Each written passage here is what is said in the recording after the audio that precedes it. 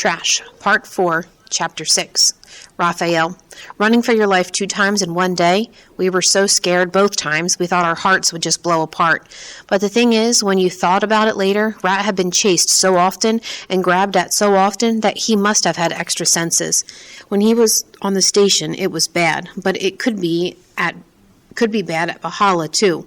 Someone thinks it's funny to grab the skinny kid with the crazy teeth and see what he's got. When Rat sees someone move, his feet get ready to jump.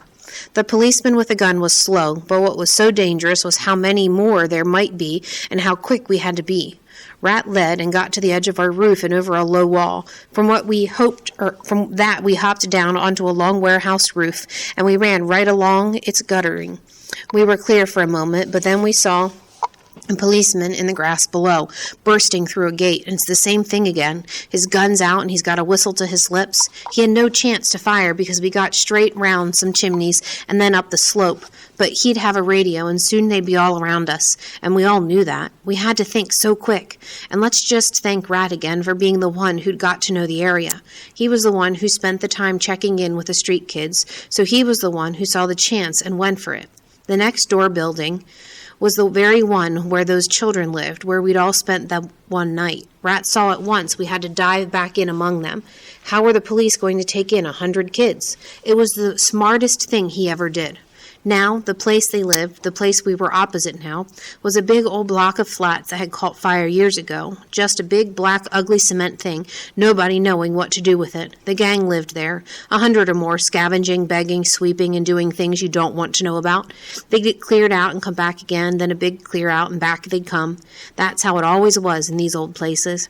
The roof we were on ran right up to it, and one jump would get us in the window. As we got to the edge, we could see some of the kids sorting out their breakfasts, a little one looking right up and waved.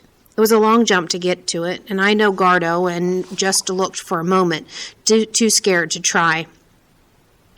But we did it, Rat first and Gardo next and me. I just threw myself, and they caught me somehow, dragged me up so I was bloody again. We ran then through the kids that had come to see us, to help us, and they clustered around. They knew we were running because there's not many kids that haven't had to do the same thing. And they were wild for us. We all ran together. We found stairs down, and everyone was screaming and laughing, shouting to their friends, so suddenly we were a mighty crowd pouring into the hallway. It saved us, I swear. When we reached the street, we just streamed out, wild as birds, screaming over the street in all directions. There were 2 police cars, another one roaring in. There were men with radios, guns out, and arms wide to catch us, staring around wildly as this mass of little boys and girls rolled out over them. One grabbed a kid, and everyone flew away from him, howling out and laughing like it was a game, straight into the street, where a truck had to slam on its brakes and a bus swerved round up over the curb, straight into the police car. Then, just like birds, we were all gone, spreading out and ducking through the alleys and storefronts, policemen running but hopeless.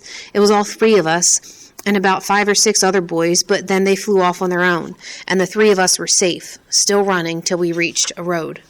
Then, an amazing thing. Gardo did something so smart, I think Rat kissed him, but he says he didn't. Cool as anything, he held up the money we had left to a slow-moving taxicab. I think the driver was so stunned, he just pulled over, and we piled him before he could smell us.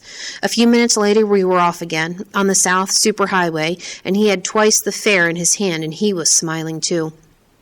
"Where are you going?" he kept saying. "Where are you going?" "Noralvo Cemetery," we said.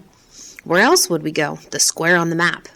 And on this particular day, another funny thing, probably half the city was heading that way too. We were just running with the flow. The Day of the Dead and the Noralvo's the biggest graveyard in our city. Everyone goes there, rich and poor alike, so we got down low in our seats, and soon our happy driver was up the ramp and driving fast, overtaking buses and trucks. He put his radio on, and we sang. We wound down the windows, and we sang louder as the sun came up higher, right in our eyes. Okay, it wasn't over, not at all, but we were alive another day, and that was worth singing for.